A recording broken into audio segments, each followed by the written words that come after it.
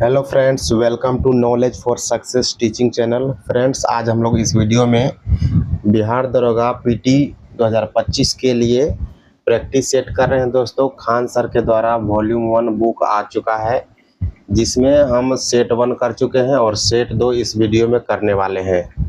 दोस्तों, आप लोगों से निवेदन है कि जिसने अभी तक चैनल को सब्सक्राइब न किया हो, कृपया जो है चैनल को सब्सक्राइब कर लीजिए और अपने दोस्तों के साथ जो है शेयर कर दीजिए। पहला प्रश्न आपका निम्नलिखित में से ट्रांस साइबेरियन रेल मार्ग जो है इसकी लंबाई कितनी है। ट्रांस साइबेरियन रेल मार्ग की लंबाई कितनी है दोस्तों? 9289 किलोमीटर। कहाँ पर है दोस्तों? ये आपका हो जाएगा रूस में। ट्रांस साइबेरियन रेल मार्ग जो है रूस में है, जो कि दुनिया का सबसे लंबा रेल मार्ग है। कितना है दोस्तों? 9289 किलोमीटर। चलिए बढ़ते अगले प्रश्न की ओर। अगला प्रश्न आपका क्वेश्चन नंबर 2। क्वेश्चन नंबर 2 क्या कह रहा है दोस्तों कि संयुक्त इटली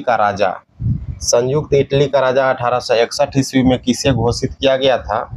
ये आपका किया गया था दोस्तों, option A Victor Emmanuel second. Victor Emmanuel second को इटली का राजा घोषित किया गया था दोस्तों 1861 ईस्वी में। चलिए बढ़ते अगले प्रश्न की ओर। अगला प्रश्न आपका क्वेश्चन नंबर 3। क्वेश्चन नंबर 3 क्या कह रहा है दोस्तों? सतलज नदी में मिला जो है दुर्लभ है टेंटालम निम्नलिखित में से क्या है दोस्तों? ये एक धातु है। टेंटालम क्या है दोस्तों? धातु है एक। और ये जो धातु है दोस्तों, ये 73वें क्रम का धातु है। 73वें क्रम का धातु बहुमूल्य धातु है दोस्तों, जो कि सतलज नदी में मिला है। चलिए बढ़ते अगले प्रश्न की ओर। अगला प्रश्न आपका क्वेश्चन नंबर 4। कृषि अर्थव्यवस्था के किस क्षेत्र के अंतर्गत आती है? कृषि जो है अर्थव्यवस्था के किस क्षेत्र के अंतर्गत आती है दोस्तों? तो ये आपका प्राथमिक क्षेत्र के अंतर्गत आती है। कृषि जो है अर्थव्यवस्था के प्राथमिक क्षेत्र के अंतर्गत आती है। द्वितीयक क्षेत्र में दोस्तों, द्वितीयक क्षेत्र में उद्योग आते हैं, लघु उद्योग। और तृतीयक क्षेत्र में जो दोस्तों सेवा क्षेत्र आता है। तृतीयक क्षेत्र को सेवा क्षेत्र भी कहा जाता है। चलिए बढ़ते अगले प्रश्न की ओर। अगला प्रश्न आपका क्वेश्चन नंबर 5। क्वेश्चन नंबर 5 है long walk to freedom. Long walk to freedom किसके द्वारा लिखी गई आत्मकथा कृति है? लॉन्ग वॉक टू फ्रीडम किसके द्वारा लिखी गई दोस्तों? ये आपका हो जाएगा नेल्सन मंडेला। ऑप्शन बी जो है बिल्कुल सही उत्तर हो जाएगा, नेल्सन मंडेला। नेल्सन मंडेला कहाँ के रहने वाले थे दोस्तों? दक्षिण अफ्रीका के रहने वाले थे। दक्षिण अफ्रीका के रहने वाले थे नेल्सन मंडेला। इन्होंने लॉन्ग वॉक टू फ्रीडम लिखा था। चलिए बढ़ते अगले प्रश्न की ओर। अगला प्रश्न आपका क्वेश्चन नंबर 6। क्वेश्चन नंबर 6 क्या कहता है? मानव विकास सूचकांक। मानव विकास सूचकांक में किसको शामिल नहीं किया गया है? जीवन प्रत्याशा, साक्षरता दर और आय, ये तीनों को शामिल किया गया है दोस्तों मानव विकास सूचकांक में, जबकि लिंगानुपात को शामिल नहीं किया गया है। ऑप्शन डी इसका करेक्ट आंसर हो जाएगा। चलिए बढ़ते अगले प्रश्न की ओर। अगला प्रश्न आपका क्वेश्चन नंबर 7। 7वां प्रश्न आ चुका है दोस्तों। भारत के किस राज्य में लेमरू हाथी रिजर्व स्थित है दोस्तों? लेमरू हाथी रिजर्व कहाँ पर है दोस्तों? ये आपका हो जाएगा छत्तीसगढ़ में। ऑप्शन ए जो है बिल्कुल सही उत्तर हो जाएगा, लेमरू हाथी रिजर्व छत्तीसगढ़ में है। बढ़ते हैं अगले प्रश्न की ओर। अगला प्रश्न आपका क्वेश्चन नंबर 8। क्वेश्चन नंबर 8 क्या कह रहा है? चलिए क्वेश्चन नंबर 8 को देखते हैं। निम्नलिखित में से मौलिक अधिकार का हनन है।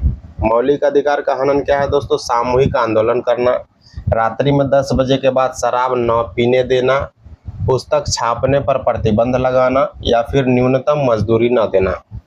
मौलिक अधिकारों का हनन क्या है दोस्तों? इसका उत्तर हो जाएगा आपका न्यूनतम मजदूरी न देना। ऑप्शन डी जो है बिल्कुल सही उत्तर हो जाएगा, न्यूनतम मजदूरी न देना।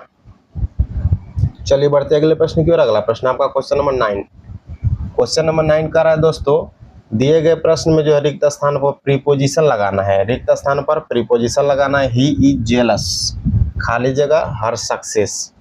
ही is jealous of her success. Option D बिल्कुल सूटेबल आपका प्रीपोजिशन हो जाएगा, he is jealous of her success.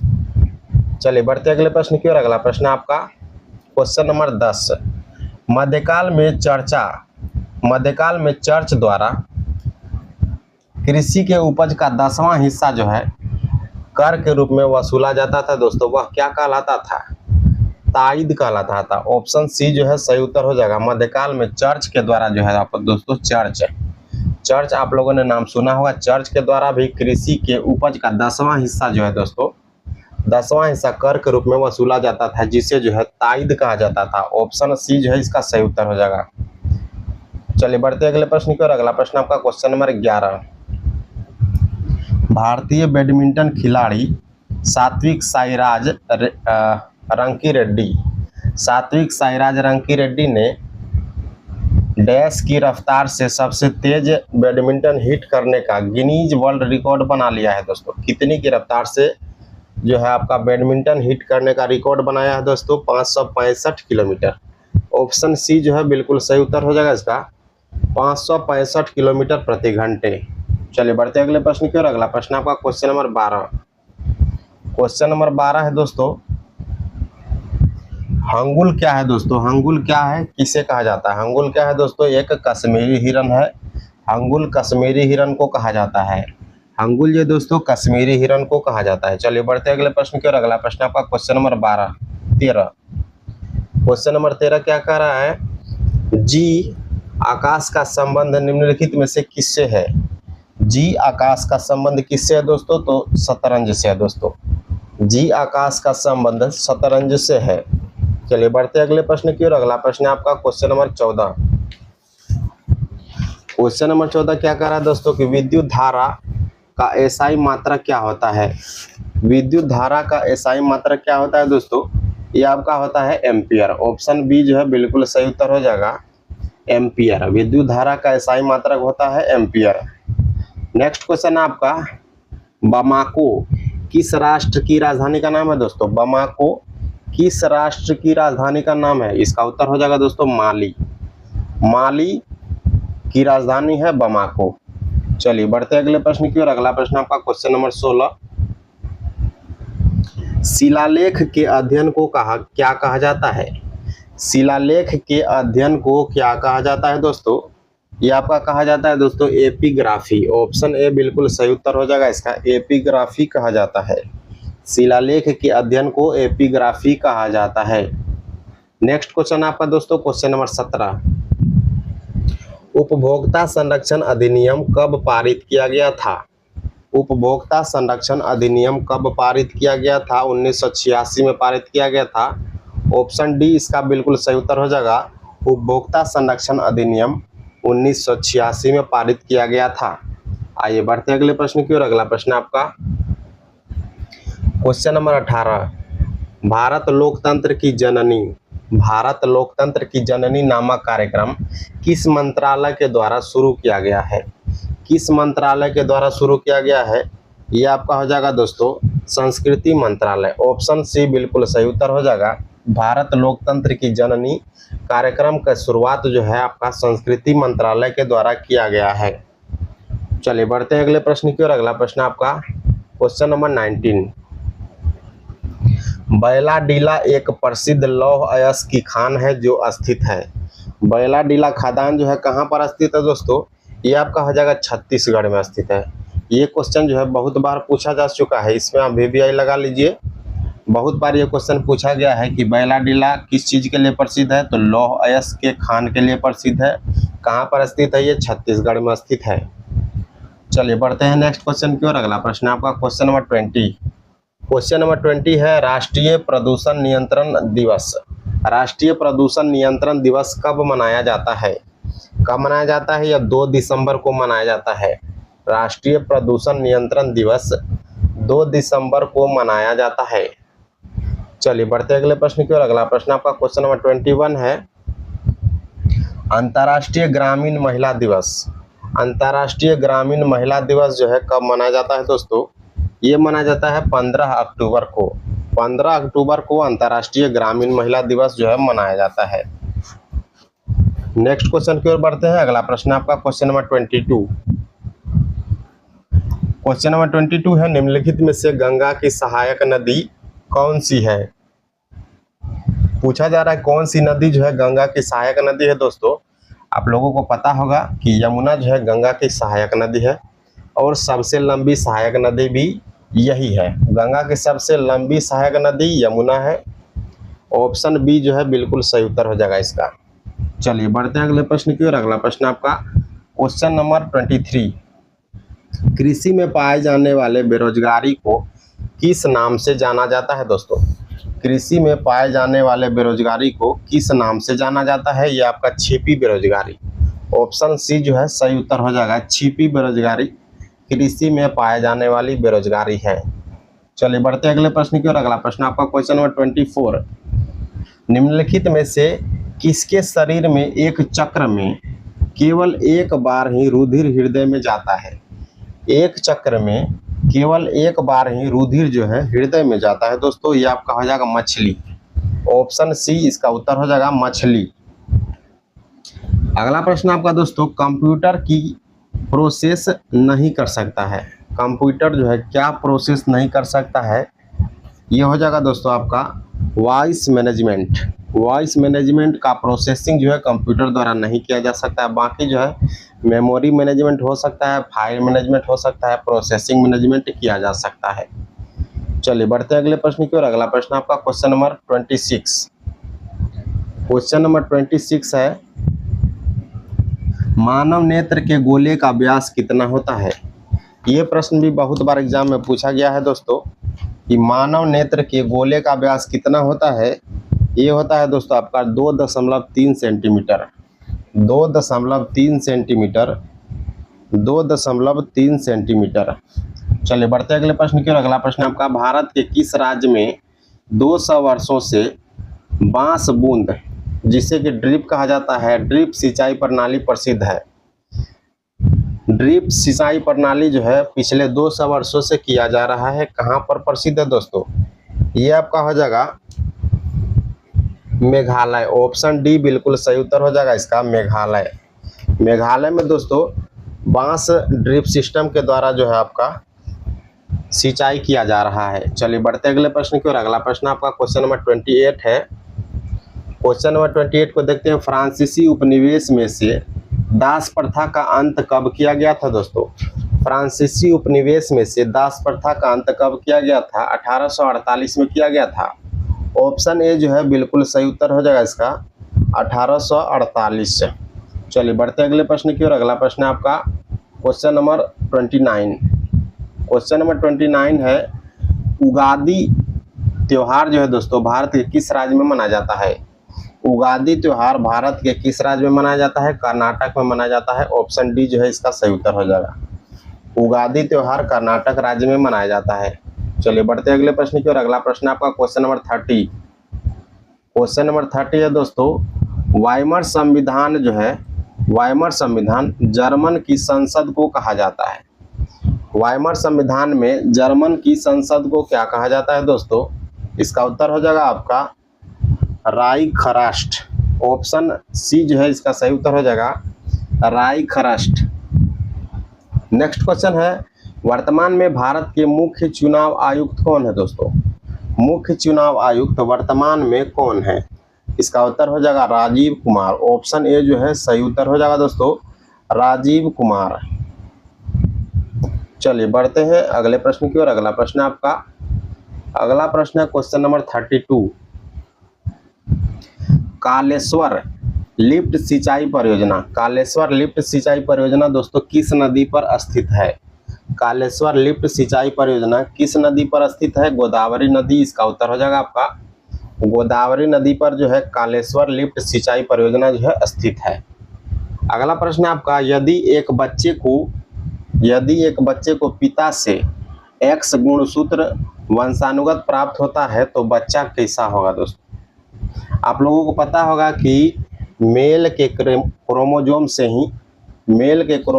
ही जो आपका वंशानुगत जो है बच्चा जो है प्राप्त होता है, उसका जो है लिंग डिसाइड होता है दोस्तों मेल के क्रोमोजोम के द्वारा। तो अगर पुरुष का X है दोस्तों तो वो क्या हो जाएगा आपका, लड़की हो जाएगा। अगर पुरुष का X है तो लड़की हो जाएगा। ऑप्शन ए जो है बिल्कुल सही उत्तर इसका हो जाएगा, क्योंकि फीमेल के पास जो है दोस्तों डबल X क्रोमोजोम होता है। अगर मेल का X हो गया और फीमेल का तो X होगा ही, तो फीमेल हो जाएगी। अगर मेल का Y रहेगा और फीमेल का X रहेगा तो ये आपका हो जाएगा लड़का। चलिए बढ़ते हैं अगले प्रश्न की ओर। अगला प्रश्न आपका क्वेश्चन नंबर 34 नंबर क्वेश्चन है दोस्तों, खेतड़ी किस अयस्क के उत्पादन के लिए प्रसिद्ध है? खेतड़ी में दोस्तों किस चीज का उत्पादन किया जाता है? इसका उत्तर हो जाएगा आपका तांबा। ऑप्शन ए जो है सही उत्तर हो जाएगा तांबा। खेतड़ी कहाँ पर है दोस्तों? यहाँ पर खेतड़ी जो है ये राजस्थान में हो जाएगा। खेतड़ी कहाँ पर है? राजस्थान में है, जहाँ पर तांबे का उत्पादन किया जाता है। अगला प्रश्न है क्वेश्चन नंबर 35, किस संधि के द्वारा स्वतंत्र यूनान राष्ट्र की स्थापना किया गया था? किस संधि के द्वारा जो है दोस्तों स्वतंत्र यूनान राष्ट्र की स्थापना किया गया था? कुस्तुनतुनिया की संधि 1832 के द्वारा। ऑप्शन डी जो है इसका सही उत्तर हो जाएगा। कुस्तुनतुनिया की संधि 1832 के द्वारा जो है दोस्तों यूनान राष्ट्र की स्थापना किया गया था। चलिए बढ़ते हैं अगले प्रश्न की ओर। अगला प्रश्न आपका क्वेश्चन नंबर 36। क्वेश्चन नंबर 36 है, सर्वप्रथम भारत की यात्रा किसने किया था? सर्वप्रथम भारत की यात्रा किसने किया था दोस्तों? इसका उत्तर हो जाएगा आपका मेगास्थनीज। ऑप्शन डी जो है बिल्कुल सही उत्तर हो जाएगा मेगास्थनीज। अगर हम दोस्तों फाहियान की बात करें, फाहियान किसके कार्यकाल में आया था? तो यह आया था दोस्तों समुद्रगुप्त के कार्यकाल में। वेनसंग हर्षवर्धन के काल में आया था। चलिए बढ़ते अगले प्रश्न की ओर। अगला प्रश्न होगा क्वेश्चन नंबर 37। क्वेश्चन नंबर 37 है, निम्नलिखित में से कौन पत्रकारिता के लिए दिए गए प्रथम गौरी लंकेश मेमोरियल पुरस्कार प्राप्त करने वाले हैं? पहली बार जो है किसको मिला है दोस्तों गौरी लंकेश मेमोरियल पुरस्कार? Question number 37 Ravish Kumar. Option A जो है इसका उत्तर हो जाएगा दोस्तों रवीश कुमार को मिला है। 22 सितंबर 2019 को यह पुरस्कार इनको दिया गया था। चलिए बढ़ते अगले प्रश्न की ओर। अगला प्रश्न है आपका क्वेश्चन नंबर 38। क्वेश्चन नंबर 38 है, उत्तराखंड में किस सुरंग में फंसे हुए 41 मजदूरों के लिए रेस्क्यू ऑपरेशन किस सुरंग में चलाया गया था दोस्तों? 41 मजदूरों के लिए जो रेस्क्यू ऑपरेशन जो चलाया गया था, किस सुरंग के में जो है फंसे थे 41 मजदूर? ये हो जाएगा दोस्तों आपका सिल्क यारा। ऑप्शन बी जो है सही उत्तर हो जाएगा इसका। सिल्क यारा जो है सुरंग था, उसमें 41 मजदूर फंस गए थे दोस्तों, जिसको रेस्क्यू के द्वारा जो है आपका निकाला गया था। अगला प्रश्न है क्वेश्चन नंबर 39, विनिर्माण अर्थव्यवस्था के किस क्षेत्र के अंतर्गत आता है? अगर हम दोस्तों निर्माण की बात करें तो आपका हो जाएगा द्वितीयक क्षेत्र। लघु उद्योग जो है दोस्तों उद्योग, लघु उद्योग ये सभी जो द्वितीयक क्षेत्र में आते हैं। विनिर्माण अर्थव्यवस्था द्वितीयक क्षेत्र में आएगा। तृतीयक क्षेत्र में दोस्तों सेवा क्षेत्र आता है। सेवा क्षेत्र तृतीयक क्षेत्र में आता है। और प्राथमिक क्षेत्र में बात करें तो कृषि जो है कृषि प्राथमिक क्षेत्र के अंतर्गत आता है। चलिए बढ़ते अगले प्रश्न की ओर। अगला प्रश्न आपका क्वेश्चन नंबर 40 है, भारत विभाजन के संदर्भ में कौन सा कथन असत्य है? भारत विभाजन के संबंध में कौन सा कथन जो है असत्य है? चलिए इसका ऑप्शन देख लेते हैं। भारत और पाकिस्तान दो संप्रभु राष्ट्र बन गए, ये तो सही है। पंजाब और बंगाल प्रांत को धर्म के आधार पर बांटा गया था, ये भी सही है। द्विराष्ट्र का सिद्धांत लागू हुआ, द्विराष्ट्र का सिद्धांत नहीं लागू हुआ दोस्तों, अलग अलग राष्ट्र बने गए थे दोनों, पाकिस्तान और भारत। ऑप्शन सी जो आपका गलत हो जाएगा। पूर्वी पाकिस्तान और पश्चिमी पाकिस्तान एक साथ नहीं था, ये भी गलत हो गया दोस्तों, दोनों एक साथ ही था। पूर्वी पाकिस्तान और पश्चिमी पाकिस्तान दोनों एक साथ था जब विभाजन हुआ था 1971 में दोस्तों। 1971 में बांग्लादेश बना, पूर्वी पाकिस्तान जो था वो बांग्लादेश बन गया। चलिए बढ़ते अगले प्रश्न की ओर। अगला प्रश्न आपका क्वेश्चन नंबर 41 है, गिफिन वस्तुओं के बारे में निम्नलिखित में से कौन सा कथन सही है? गिफिन वस्तुओं के बारे में कौन सा कथन सही हो जाएगा? आइए देखते हैं। जिस वस्तु की मांग लगातार घटती है, जिसका मांग लगातार बढ़ती है, कीमत घटने पर मांग घटती है, या फिर कीमत बढ़ने पर मांग बढ़ती है? ऑप्शन डी दोस्तों इसका सही उत्तर हो जाएगा।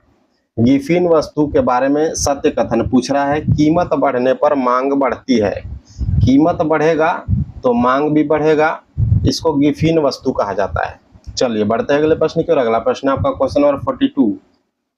क्वेश्चन नंबर 42 है दोस्तों, बालाघाट निम्न में से किस राज्य में स्थित है? बालाघाट कहाँ पर है दोस्तों? ये मध्य प्रदेश में हो जाएगा। बालाघाट कहाँ पर है? मध्य प्रदेश में स्थित है। अगला प्रश्न है, सीमा सड़क संगठन BRO की स्थापना कब की गई थी?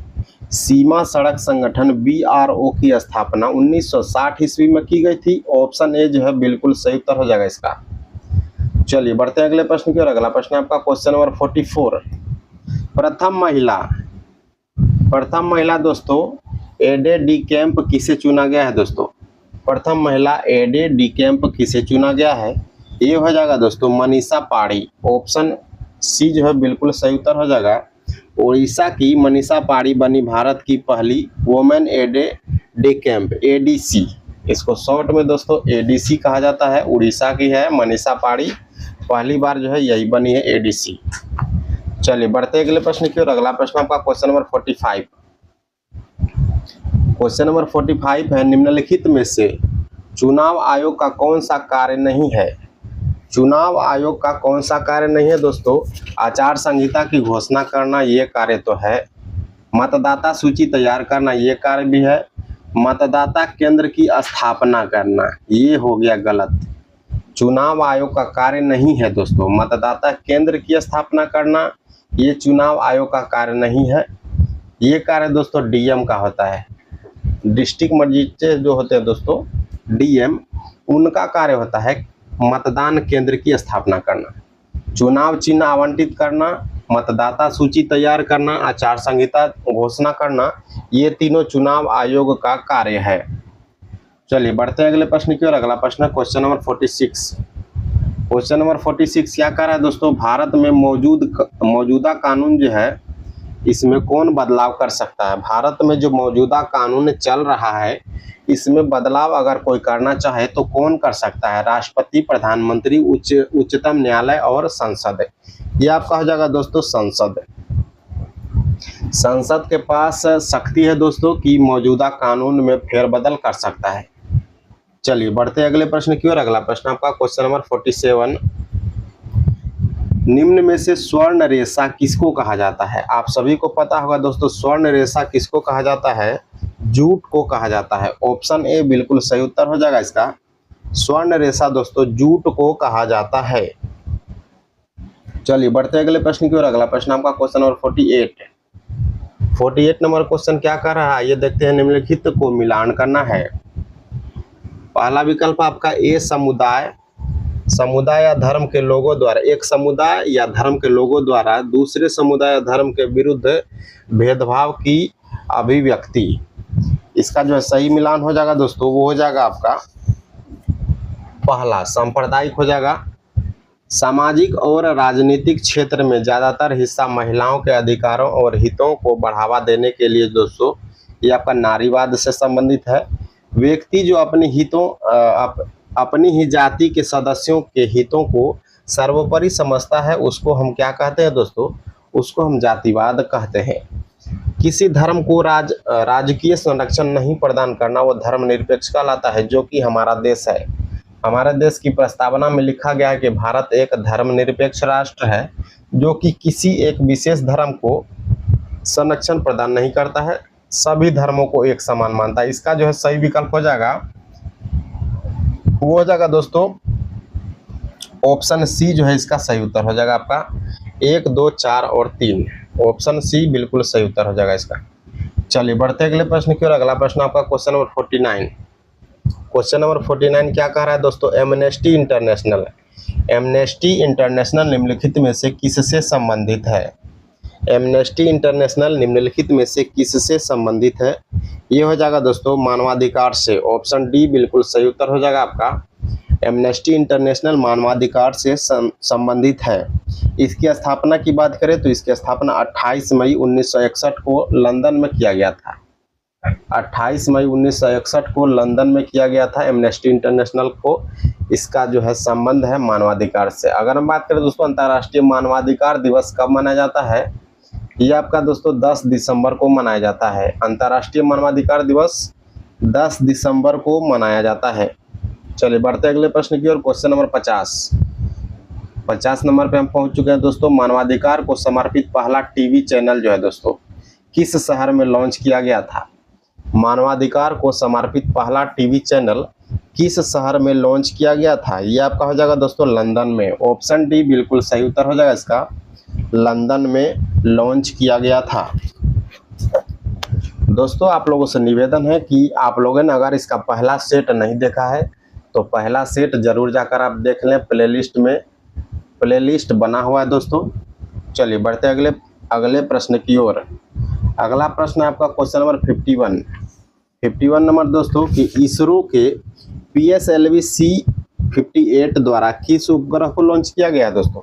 PSLV C58 के द्वारा किस उपग्रह को लॉन्च किया गया है? एक्सपोसेट। इसका उत्तर हो जाएगा, क्या उत्तर हो जाएगा? ऑप्शन बी, एक्सपोसेट को लॉन्च किया गया है। एक्सपोसेट क्या है दोस्तों? यह एक एक्सरे ध्रुवमापी उपग्रह है। एक्सरे ध्रुवणमापी उपग्रह है दोस्तों। चलिए बढ़ते हैं अगले प्रश्न की ओर। अगला प्रश्न आपका क्वेश्चन नंबर 52। क्वेश्चन नंबर 52 पे आते हैं। ब्रिटेन की औद्योगिक क्रांति के 1840 के दशक तक निर्यात की प्रमुख वस्तु क्या थी? ब्रिटेन की औद्योगिक क्रांति के 1840 के दशक तक निर्यात की प्रमुख वस्तु क्या थी दोस्तों? ये आपका हो जाएगा दोस्तों कपास। ऑप्शन डी कपास हो जाएगा दोस्तों। 1840 तक ब्रिटेन में सिर्फ कपास ही जाता था। कच्चा माल वो लोग भारत से लेकर जाते थे और वहां पर कपड़ा बनाते थे और महंगे महंगे दामों में भारत लाकर फिर वापस बेचते थे। अगला प्रश्न आपका दोस्तों क्वेश्चन नंबर 53। सुरभा, धनु, गायत्री किसके पर्यायवाची है दोस्तों? पर्यायवाची शब्द पूछा जा रहा है। सुरभा, धनु और गोमंत्री किसका पर्यायवाची है? आपका उत्तर हो जाएगा दोस्तों गाय। ऑप्शन सी धनु। आप लोगों को पता होगा दोस्तों, धनु से आप संबंधित कर सकते थे कि गाय ही इसका उत्तर होगा। अगला प्रश्न आपका दोस्तों क्वेश्चन नंबर 54। निम्नलिखित में से सर्वाधिक प्रत्यास्थ किस धातु की है दोस्तों? सर्वाधिक प्रत्यास्थ किस धातु की है? ये आपका हो जाएगा दोस्तों स्टील। ऑप्शन सी जो है बिल्कुल सही उत्तर हो जाएगा दोस्तों।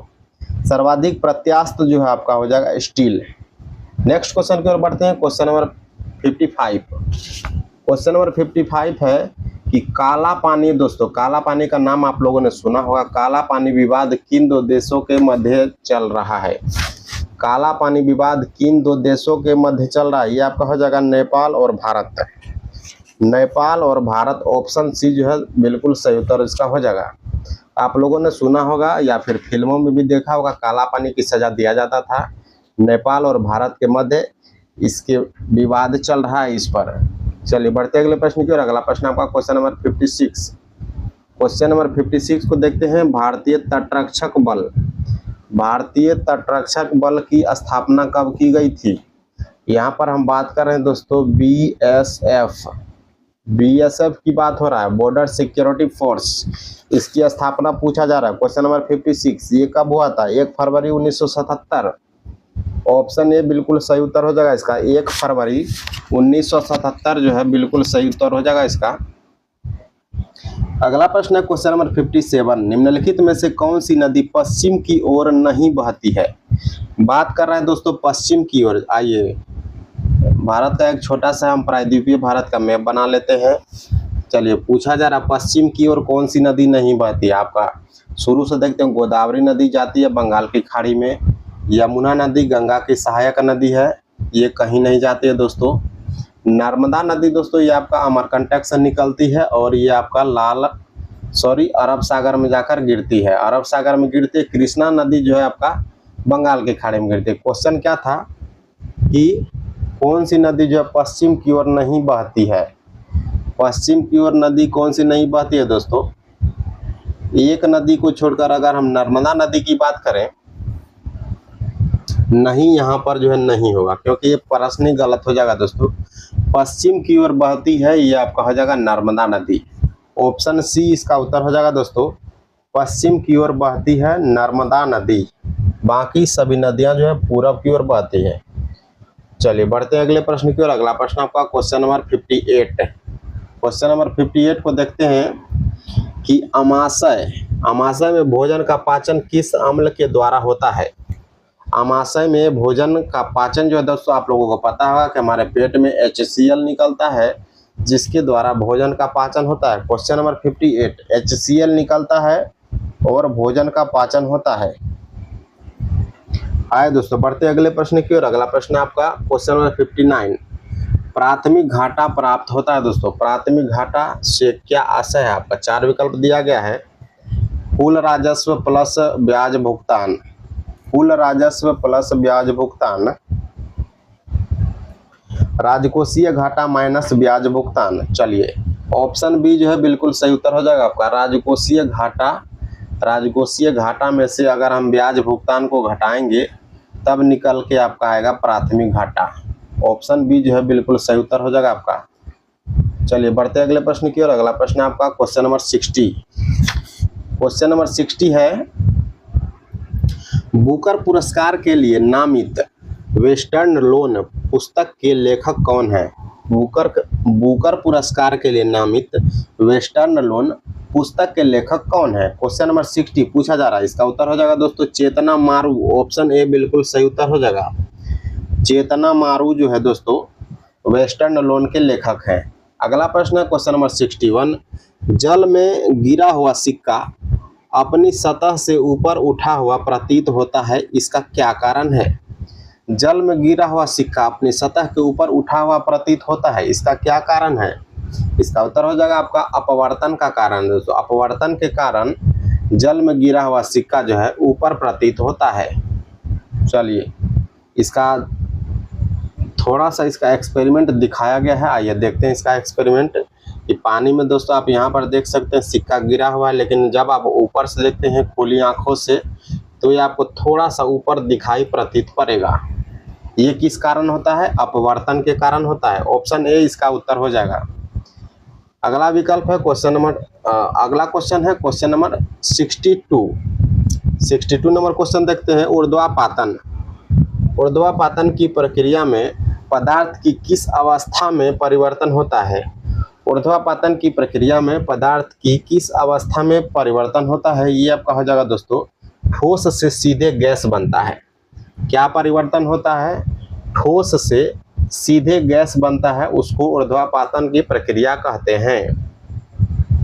नेक्स्ट क्वेश्चन की ओर बढ़ते हैं। क्वेश्चन नंबर 63, देश की सीमा में उत्पादित वस्तुओं और सेवाओं का कुल मूल्य क्या कहलाता है? दोस्तों आपको पता होगा कि अंतिम उत्पादित वस्तुओं का जो है मूल्य क्या कहलाता है? सकल घरेलू उत्पाद।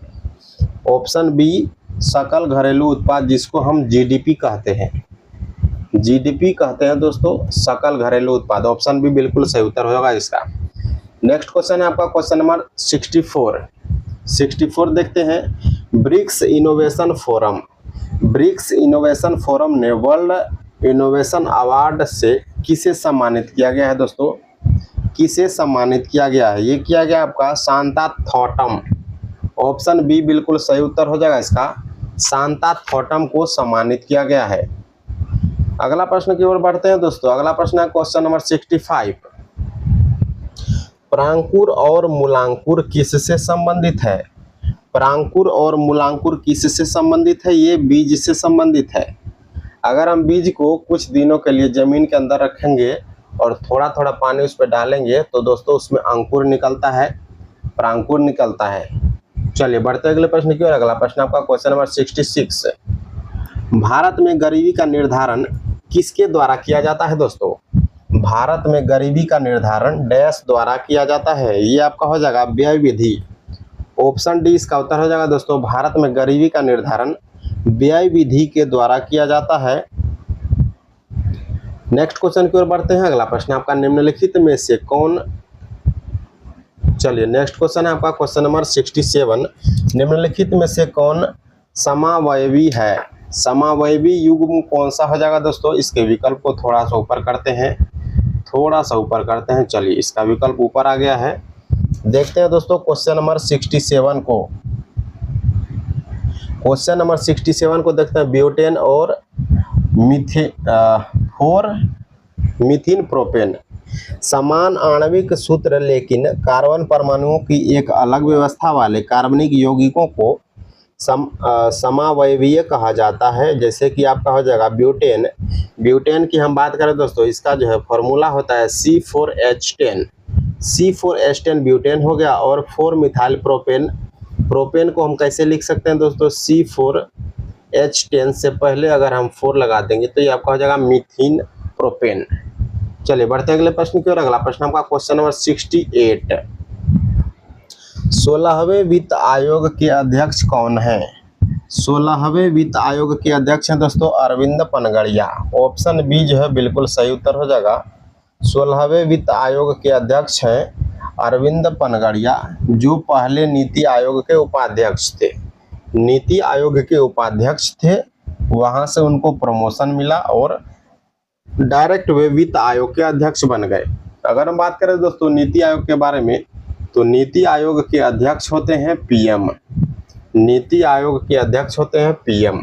चलिए बढ़ते अगले प्रश्न की ओर। अगला प्रश्न आपका क्वेश्चन नंबर 69। WTO को पूर्व में किस संस्था के रूप में जाना जाता था? कौन सी ऐसी संस्था थी जिसको मर्ज किया गया और WTO बनाया गया दोस्तों? ये आपका हो जाएगा टैरिफ और व्यापार पर सामान्य समझौता। ऑप्शन बी बिल्कुल सही उत्तर हो जाएगा इसका। टैरिफ और व्यापार पर सामान्य समझौता, इसको मर्ज किया गया और बनाया गया WTO, वर्ल्ड ट्रेड ऑर्गेनाइजेशन। कब मर्ज किया गया था दोस्तों? GATT। गेट को दोस्तों 1947 में, कब? गेट को 1947 में WTO बना दिया गया था। चलिए बढ़ते अगले प्रश्न की ओर। अगला प्रश्न आपका क्वेश्चन नंबर 70।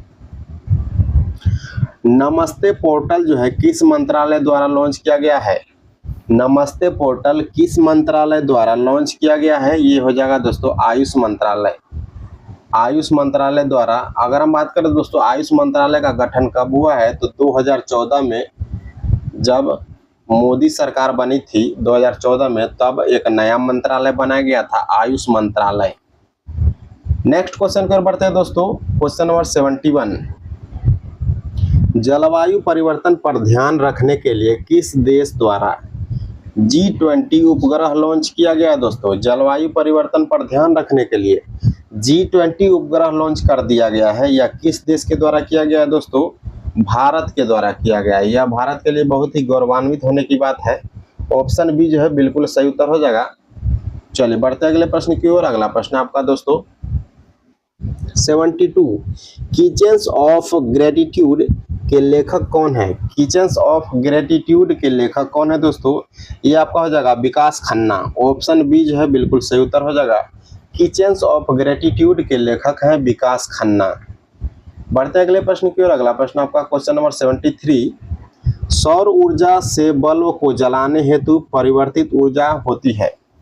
सौर ऊर्जा से बल्ब को जलाने हेतु परिवर्तित ऊर्जा क्या होती है? चारों विकल्प देखते हैं हम दोस्तों। चारों विकल्प देखेंगे इस प्रश्न का। विद्युत ऊर्जा से रासायनिक ऊर्जा, सौर ऊर्जा से प्रकाश ऊर्जा, सौर ऊर्जा से विद्युत ऊर्जा, सौर ऊर्जा से विद्युत ऊर्जा। दोस्तों सौर ऊर्जा से बल्ब हम जलाएंगे तो विद्युत ऊर्जा में हो जाएगा दोस्तों। ऑप्शन सी जो है इसका उत्तर हो जाएगा। सौर ऊर्जा से जब हम विद्युत ऊर्जा में कन्वर्ट करेंगे तब हमारा बल्ब जो है जल जाएगा। बढ़ते अगले प्रश्न की ओर। अगला प्रश्न आपका क्वेश्चन नंबर 74। 1878 ईस्वी में वन अनुसंधान संस्थान FRI की स्थापना कहाँ पर किया गया था? वन अनुसंधान संस्थान की स्थापना देहरादून में किया गया था दोस्तों। आप लोगों को पता होगा ये प्रश्न, क्योंकि ये प्रश्न जो है मोस्ट VVI है। ये प्रश्न जो दोस्तों बहुत बार बहुत सारे एग्जामों में पूछा गया है कि वन अनुसंधान संस्थान कहाँ पर है? देहरादून में। अगर हम इसकी स्थापना की बात करें, इसकी स्थापना दोस्तों कब किया गया था? 1878 में किया गया था देहरादून में। चलिए बढ़ते हैं नेक्स्ट क्वेश्चन की ओर। अगला प्रश्न 75। कृत्रिम बौद्धिकता पर आधारित भारतीय रेलवे का वन्यजीव संरक्षण प्रणाली का नाम क्या है दोस्तों? कृत्रिम बौद्धिकता पर आधारित भारतीय रेलवे का वन्यजीव संरक्षण प्रणाली का नाम क्या है? इसका नाम हो जाएगा गजराज सुरक्षा प्रणाली। गजराज सुरक्षा प्रणाली। ऑप्शन जो है यहाँ पर ज होगा दोस्तों गजराज सुरक्षा प्रणाली, ऑप्शन डी इसका उत्तर हो जाएगा। बढ़ते हैं अगले प्रश्न की ओर, क्वेश्चन नंबर 76। हम लोग कल सिनेमा देखने जा रहे हैं। हम लोग कल सिनेमा देखने जा रहे हैं, इसमें पूछा जा रहा है कौन सा कारक है, इसमें कौन सा कारक है। क्वेश्चन नंबर 76, इसमें दोस्तों अधिकरण कारक है। हम लोग सिनेमा देखने जा रहे हैं, इसमें कौन सा कारक है, इसमें दोस्तों अधिकरण कारक है। चलिए बढ़ते हैं अगले प्रश्न की ओर। अगला प्रश्न आपका क्वेश्चन नंबर 77 में पहुंचते हैं दोस्तों कि बहुराष्ट्रीय निगम के संबंध में निम्नलिखित में से कौन से कथन जो है सही है। 4 विकल्प दिया गया है, पूछा जा रहा है बहुराष्ट्रीय निगम से संबंधित इसमें से कौन सा कथन जो है सही है। चारों में से कौन सा सही हो जाएगा उसको आइए देखते हैं कि वह अधिक से अधिक लाभ कमाने के उद्देश्य से उन देशों में फर्म स्थापित करती है जहां पर सस्ता श्रम व संगठन उपलब्ध हो। ये विकल्प दोस्तों आपका जो है बिल्कुल सही उत्तर है। ये विकल्प बिल्कुल सही है। यह एक से अधिक देशों के उत्पादन पर नियंत्रण एवं स्वामित्व रखता है। ये विकल्प भी सही है, इसका उत्तर हो जाएगा दोस्तों ऑप्शन डी। ऑप्शन डी जो है इसका सही उत्तर हो जाएगा। ए और बी दोनों सही है। बढ़ते हैं अगले प्रश्न की ओर। अगला प्रश्न आपका क्वेश्चन नंबर 78 वर्ष 1971 में किस घटना से संबंधित है। 1971 में कौन सी घटना हुई थी दोस्तों। 1971 में इसमें से कौन सी घटना हुई थी। भारत सोवियत संघ मित्रता समझौता हुआ था। 1971 में भारत सोवियत संघ समझौता हुआ था। 1971 में एक और घटना हुआ था, वो कौन सा घटना था दोस्तों कि पूर्वी पाकिस्तान जो है दोस्तों, पूर्वी पाकिस्तान जो आपका बांग्लादेश बन गया था। चलिए बढ़ते अगले प्रश्न की ओर। अगला प्रश्न आपका क्वेश्चन नंबर 79 है। नीचे दिए गए धातुओं में से संक्रमण धातु कौन सा है दोस्तों। 4 धातुएं दिए गए हैं नीचे ऑप्शन में, पूछा जा रहा है इसमें से संक्रमण धातु कौन है। क्वेश्चन नंबर 79 संक्रमण धातु कौन सा हो जाएगा दोस्तों। इसमें से आपका उत्तर हो जाएगा दोस्तों पैलेडियम। पैलेडियम जो है संक्रमण धातु है। पैलेडियम की अगर हम बात करें दोस्तों, ये आपका हो जाएगा संक्रमण धातु। डी ब्लॉक का तत्व है ये। किस ब्लॉक का तत्व है ये, डी ब्लॉक का। चलिए बढ़ते हैं अगले प्रश्न की ओर। अगला प्रश्न आपका क्वेश्चन नंबर 80 दुर्लभ लाल औरोरा प्रकाश कहां पर देखा गया दोस्तों। ये काफी कम देखा गया है दोस्तों अभी तक। औरोरा प्रकाश जो है लाल कलर का, ये काफी दुर्लभ होता है। यह कहां पर देखा गया है। क्वेश्चन नंबर 80 कहां पर देखा गया, लद्दाख में देखा गया है। ऑप्शन डी जो है इसका उत्तर हो जाएगा। चलिए बढ़ते अगले प्रश्न की ओर। अगला प्रश्न आपका क्वेश्चन नंबर 81। क्वेश्चन नंबर 81 को देखते हैं। राष्ट्रीय एकता दिवस 31 अक्टूबर को किस महापुरुष के जन्म दिवस के उपलक्ष्य में मनाया जाता है। 31 अक्टूबर को दोस्तों राष्ट्रीय एकता दिवस मनाया जाता है। किसके जन्म दिवस के रूप में मनाया जाता है, तो आपका हो जाएगा सरदार वल्लभ भाई पटेल।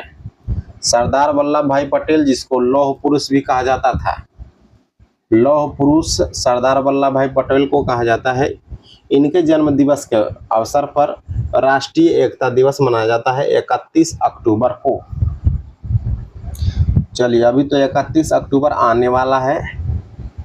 बढ़ते हैं अगले प्रश्न की ओर। अगला प्रश्न आपका लोकतांत्रिक संविधान में निम्नलिखित में से कौन सा प्रावधान नहीं है। लोकतांत्रिक संविधान में कौन सा प्रावधान नहीं है दोस्तों। चारों विकल्प देखना पड़ेगा इसमें कि इनमें से कौन सा प्रावधान जो है नहीं है। चलिए देखते हैं। शासन प्रमुख के अधिकार। शासन प्रमुख के अधिकार तो होते हैं दोस्तों, देश का नाम भी होता है, राज्य प्रमुख का नाम। चलिए ये विकल्प जो आपका गलत हो गया। विधि के अधिकार भी होते हैं, देश का नाम भी होता है, शासन प्रमुख के अधिकार भी होते हैं। राज्य का कुछ खास नाम नहीं होता है दोस्तों, राज्य का नाम बदला जा सकता है। चलिए बढ़ते अगले प्रश्न की ओर। अगला प्रश्न आपका क्वेश्चन नंबर 83 संवैधानिक लोकतंत्र हेतु देश में क्या अपेक्षित तर्क नहीं है। अपेक्षित तर्क क्या नहीं है, आइए विकल्प को देखते हैं, उसके बाद हम उत्तर करेंगे। लोकतांत्रिक देश दूसरे देशों से ज्यादा समृद्ध होते हैं। पहला विकल्प गलत हो गया दोस्तों। लोकतांत्रिक देश दूसरे देशों से ज्यादा समृद्ध होते हैं, ये कथन बिल्कुल गलत है। अगला है आपका दोस्तों, सरकार को चुनने का अधिकार जनता को होता है, ये बिल्कुल सही है। लोकतंत्र में ऐसा ही होता है, जनता के द्वारा सरकार चुनी जाती है। सभी नागरिकों को स्वतंत्रता और समानता का अधिकार होता है, ये विकल्प भी सही है। लोकतांत्रिक देश का उद्देश्य अपने नागरिकों का कल्याण करना होता है, ये विकल्प भी सही है। चलिए बढ़ते अगले प्रश्न की ओर। अगला प्रश्न आपका क्वेश्चन नंबर 84 को देखते हैं। निम्नलिखित में से आवर्त सारणी में तत्वों का कौन सा गुण प्रदर्शित नहीं होता है। आवर्त सारणी में तत्वों का कौन सा गुण जो है दोस्तों प्रदर्शित नहीं होता है। क्वेश्चन नंबर 84, चलिए देखते हैं। परमाणु त्रिज्या, घनत्व, विद्युत ऋणात्मकता या फिर आयनिक त्रिज्या। इसका उत्तर हो जाएगा दोस्तों विद्युत ऋणात्मकता। ऑप्शन सी जो है इसका उत्तर हो जाएगा। बढ़ते अगले प्रश्न की ओर। क्वेश्चन नंबर 85 है। स्वामित्व के आधार पर जो दोस्तों टिस्को कंपनी को किस क्षेत्र की कंपनी के रूप में जाना जाता है। टिस्को कंपनी को किस क्षेत्र की कंपनी के रूप में जाना जाता है। क्वेश्चन नंबर 85, ये आपका हो जाएगा दोस्तों निजी क्षेत्र। निजी क्षेत्र की कंपनी के रूप में टिस्को को जाना जाता है। अगर हम बात करें इसकी स्थापना कब किया गया था, इसकी स्थापना किया गया था 25 अगस्त 1907 को। 25 अगस्त 1907 को टिस्को की स्थापना किया गया था दोस्तों। कहां पर किया गया था, ये आपका किया गया था दोस्तों जमशेदपुर झारखंड में। जमशेदपुर झारखंड में किया गया था। चलिए बढ़ते हैं अगले प्रश्न की ओर। अगला प्रश्न आपका क्वेश्चन नंबर 86 है। राज्य खाद्य सुरक्षा सूचकांक। राज्य खाद्य सुरक्षा सूचकांक 2023 के अनुसार सर्वश्रेष्ठ प्रदर्शन करने वाले राज्य निम्नलिखित में से कौन है। खाद्य सुरक्षा सूचकांक की सूची में आपका जो है सर्वश्रेष्ठ प्रदर्शन किस राज्य का है दोस्तों। क्वेश्चन नंबर 86 है, ये आपका हो जाएगा केरल और गुजरात है। केरल और गुजरात ऑप्शन ए में है, जो कि बिल्कुल सही उत्तर हो जाएगा। चलिए बढ़ते हैं अगले प्रश्न की ओर। क्वेश्चन नंबर 87 को देखते हैं। किसी देश को व्यापार घाटा जब होता है, व्यापार घाटा जब होता है तब क्या होता है दोस्तों। किसी देश को जब व्यापार घाटा होता है तब क्या होता है। वस्तु एवं सेवा का आयात जो है वो कम हो जाता है। वस्तु एवं सेवा के निर्यात से, निर्यात जो है दोस्तों आप कम करेंगे और आयात ज़्यादा करेंगे तो आपको व्यापार घाटा हो जाएगा। ऑप्शन ए ही आपका सही उत्तर हो जाएगा दोस्तों। जब कोई देश निर्यात ज़्यादा करता है और आयात कम करता है तो उसको व्यापार घाटा कहा जाता है। चलिए बढ़ते अगले प्रश्न की ओर। अगला प्रश्न आपका क्वेश्चन नंबर 88 नंबर क्वेश्चन को देखते हैं कि मोनाजाइट से क्या प्राप्त होता है। मोनाजाइट से क्या प्राप्त होता है दोस्तों, थोरियम प्राप्त होता है। मोनाजाइट से क्या प्राप्त होता है, थोरियम प्राप्त होता है। अगर हम भारत की बात करें तो भारत में केरल में दोस्तों, कहां पर, केरल में थोरियम का सर्वाधिक भंडार है। भारत में केरल में थोरियम का सर्वाधिक भंडार है। मोनाजाइट से क्या प्राप्त होता है, थोरियम प्राप्त होता है। अगला प्रश्न क्वेश्चन नंबर 89, साबुनीकरण का उदाहरण है। साबुनीकरण का उदाहरण क्या हो जाएगा, आर्थो एस्टर। ऑप्शन ए इसका उत्तर हो जाएगा दोस्तों। साबुनीकरण का उदाहरण है आर्थो एस्टर। जिस प्रक्रिया द्वारा साबुन का निर्माण किया जाता है उसे साबुनीकरण कहते हैं। चलिए बढ़ते हैं अगले प्रश्न की ओर। अगला प्रश्न आपका क्वेश्चन नंबर 90। क्वेश्चन नंबर 90 क्या कह रहा है कि राष्ट्रपति द्वारा प्रधानमंत्री किसे नियुक्त किया जाता है दोस्तों। राष्ट्रपति द्वारा प्रधानमंत्री किसे नियुक्त किया जाता है। राज्यसभा में बहुमत दल के नेता को, तो ये गलत हो जाएगा। राष्ट्रपति अपने विवेक से किसी को भी कर लेंगे क्या, ये भी गलत हो जाएगा। लोकसभा में गठबंधन के नेता को या फिर लोकसभा में बहुमत प्राप्त पार्टी के नेता को। ऑप्शन डी जो है बिल्कुल सही उत्तर हो जाएगा दोस्तों।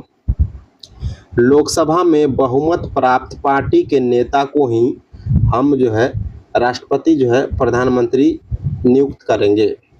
चलिए बढ़ते अगले प्रश्न की ओर। अगला प्रश्न आपका क्वेश्चन नंबर 91 है। निम्न में से कौन सा रासायनिक समीकरण जो है असंतुलित है? पूछा जा रहा है कौन सा असंतुलित है दोस्तों, रासायनिक समीकरण कौन सा असंतुलित है। चलिए हम देखते हैं, इसका जो सही उत्तर हो जाएगा FeCl।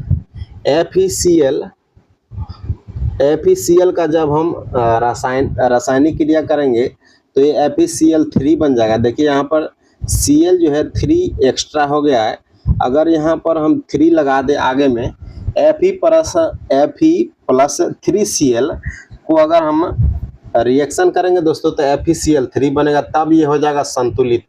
लेकिन अभी यहाँ पर 3 दिया हुआ नहीं है तो ये हो जाएगा आपका असंतुलित। ऑप्शन सी जो है इसका उत्तर हो जाएगा। आइए बढ़ते अगले प्रश्न की ओर। अगला प्रश्न क्वेश्चन नंबर 92। जैव निम्नीकरणीय पदार्थ है, जैव निम्नीकरणीय पदार्थ निम्नलिखित में से कौन सा नहीं है? जैव निम्नीकरणीय पदार्थ इनमें से कौन सा नहीं है दोस्तों? चारों विकल्प को देखते हुए जो हम आपका सही उत्तर हो जाएगा दोस्तों प्लास्टिक के थैले। प्लास्टिक के थैले दोस्तों जैव निम्नीकरणीय पदार्थ नहीं है, क्योंकि प्लास्टिक दोस्तों जैव जो है आपका निम्नीकरणीय पदार्थ नहीं है, तो प्लास्टिक से बना हुआ कोई भी चीज जो है आपका जैव निम्नीकरणीय पदार्थ नहीं होगा, क्योंकि ये आसानी से जो है ये खत्म नहीं होता है। चलिए बढ़ते हैं अगले प्रश्न की ओर। अगला प्रश्न आपका क्वेश्चन नंबर 93 पे आ गए हैं हम। अभी तक अगर आप लोग इस वीडियो में बने हुए हैं तो वीडियो को लाइक कर दें, अपने दोस्तों के साथ शेयर कर दें और चैनल को सब्सक्राइब भी कर दें। चलिए 93 नंबर क्वेश्चन को देखते हैं। असहयोग आंदोलन को महात्मा गांधी द्वारा किस घटना के कारण स्थगित करना पड़ा था? असहयोग आंदोलन को महात्मा गांधी के द्वारा किस घटना के कारण, कौन सी ऐसी घटना हुई जिसके कारण महात्मा गांधी को असहयोग आंदोलन वापस लेना पड़ा था, यही यहाँ पे पूछा जा रहा है। ये आपका हो जाएगा दोस्तों चौरी चौरा कांड 1922। चौरी चौरा कांड 1922 जो दोस्तों ये कांड हो गया था, चौरी चौरा कांड 1922 में, जिसके कारण जो है महात्मा गांधी द्वारा असहयोग आंदोलन वापस ले लिया गया था। नेक्स्ट क्वेश्चन आपका दोस्तों 94 नंबर। किस मौर्य शासक को यूनानियों द्वारा अमित्रघात कहा जाता है दोस्तों? अमित्रघात किसको कहा जाता है? बिंदुसार को कहा जाता है। बिंदुसार को अमित्रघात कहा जाता है। आइए बढ़ते अगले प्रश्न की ओर। अगला प्रश्न आपका क्वेश्चन नंबर 95। क्वेश्चन नंबर 95 है दोस्तों 360 डिग्री प्रदर्शन मूल्यांकन प्रणाली। 360 डिग्री प्रदर्शन मूल्यांकन प्रणाली को किसने लागू किया है? यहाँ पर पूछा है दोस्तों किसने लागू किया है। ये आपका हो जाएगा भारतीय नौसेना। ऑप्शन सी जो है बिल्कुल सही उत्तर हो जाएगा। भारतीय नौसेना ने 360 डिग्री मूल्यांकन प्रणाली की शुरुआत की है, जिसका उद्देश्य क्या है दोस्तों कि नौसेना अधिकारियों की नेतृत्व क्षमता व समझ को निखारने हेतु पेशेवर और व्यक्तिगत विकास को बढ़ावा देना है। अगले प्रश्न की ओर बढ़ते हैं। क्वेश्चन नंबर 96 है। भारत में किस संस्था द्वारा सूचकांक प्रदाताओं के लिए नियामक ढांचे को मंजूरी दिया गया है? सूचकांक प्रदाताओं के लिए नियामक ढांचे की मंजूरी दी गई है दोस्तों। किस संस्था के द्वारा दिया गया ये मंजूरी? ये आपका हो जाएगा दोस्तों सेबी के द्वारा। ऑप्शन डी जो है इसका उत्तर हो जाएगा सेबी के द्वारा। बढ़ते हैं अगले प्रश्न की ओर। अगला प्रश्न आपका क्वेश्चन नंबर 97 नंबर क्वेश्चन आ चुका है दोस्तों। यदि एक शेयर का मूल्य 40 रुपए से बढ़कर 50 रुपए हो जाता है तथा लाभांश जो है 10 रुपए पर कुल लाभ 880 रुपए हो, तो शेयर खरीदने के लिए कुल खर्च की गई राशि कितनी है? शेयर खरीदने के लिए कुल खर्च की गई राशि कितनी है दोस्तों? ये आपका हो जाएगा 11,000। ऑप्शन ए जो है इसका उत्तर हो जाएगा। आप लोग इसे सॉल्व कर लीजिएगा। हम बढ़ते हैं अगले प्रश्न की ओर। Question number 98। एस्ट्रोसेट दोस्तों किस देश द्वारा लॉन्च किया गया है? एस्ट्रोसेट किस देश के द्वारा लॉन्च किया गया है? ये आपका हो जाएगा भारत के द्वारा एस्ट्रोसेट जो है लॉन्च किया गया। यह क्या है दोस्तों? प्रथम समर्पित अंतरिक्ष खगोल विज्ञान वेधशाला है, जिसे सतीश धवन अंतरिक्ष केंद्र श्रीहरिकोटा से जो है आपका PSLV रॉकेट C30 रॉकेट के द्वारा 28 सितंबर 2015 को प्रक्षेपित किया गया था। चलिए बढ़ते हैं अगले प्रश्न की ओर। अगला प्रश्न आपका क्वेश्चन नंबर 99। निम्नलिखित घटनाओं के घटित वर्ष के कालक्रम को जो है आपका सजाना है। कौन सा घटना कब हुआ है उसके कालक्रम के अनुसार जो है आपको सजाना है। चलिए, रूस की क्रांति कब हुई थी? रूस की क्रांति हुई थी 1917 में। कब हुई थी? 1917 में हुई थी रूस की क्रांति। यूएसएसआर का विघटन कब हुआ था? यूएसएसआर का विघटन हुआ था दोस्तों 1990 में। चलिए, 1990 में यूएसएसआर का विघटन हुआ था। अफगानिस्तान पर सोवियत संघ का आक्रमण कब हुआ था दोस्तों? ये हुआ था 1979 में। बर्लिन की दीवार कब गिराई गई थी? तो ये 1989 में गिराई गई थी। 1989 में गिराई गई थी। चलिए, कालक्रम के अनुसार अब घटाते हैं तो सबसे पहला हो जाएगा आपका दोस्तों,